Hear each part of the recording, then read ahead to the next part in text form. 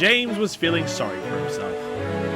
"I'm getting old," he grumbled to the other engines one morning. "I can't get about like I used to. It's alright for you younger ones, but my wheels are getting stiff." Edward, Gordon and Henry had all been on the Fat Controller's railway for much longer than James, but they didn't say so.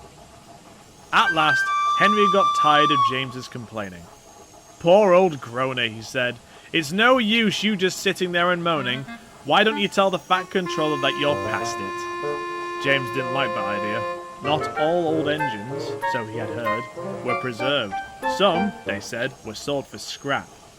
"Best not," he said nervously, shuddering a little at the thought. The night goods left the big station at midnight.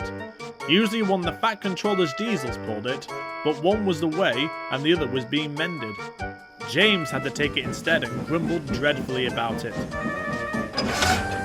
"All this extra shunting," he snorted indignantly. "It's too much for an old engine like me."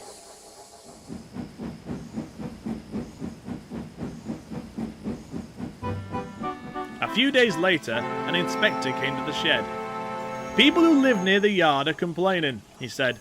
"They said there's a sort of groaning noise that's been keeping them awake at night." "I don't remember hearing anything," said James's driver. "We were there until midnight." "That's right," agreed the inspector. "That's when they say it's stopped." "It's probably only James moaning and groaning about his extra shunting," suggested Henry cheekily. "Shut up," retorted James. "If you had the shunt at night, you'd moan and groan louder than anyone."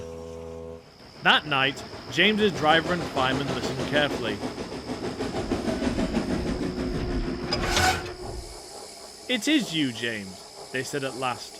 "Your brake blocks aren't holding your wheels properly, and when they rub against each other, they make a groaning sound." "Oh dear," said James mournfully. The Fat Controller acted at once. "I can't have complaints about my railway," he ordered. "Donald and Douglas shall take turns on the midnight goods until the diesels return." James must have his brakes seen to at once. James was pleased not to have to pull the midnight goods, and even happier at not having to shunt in the night. But even though his brakes were mended, the nickname Old Groaner stuck for several weeks afterwards.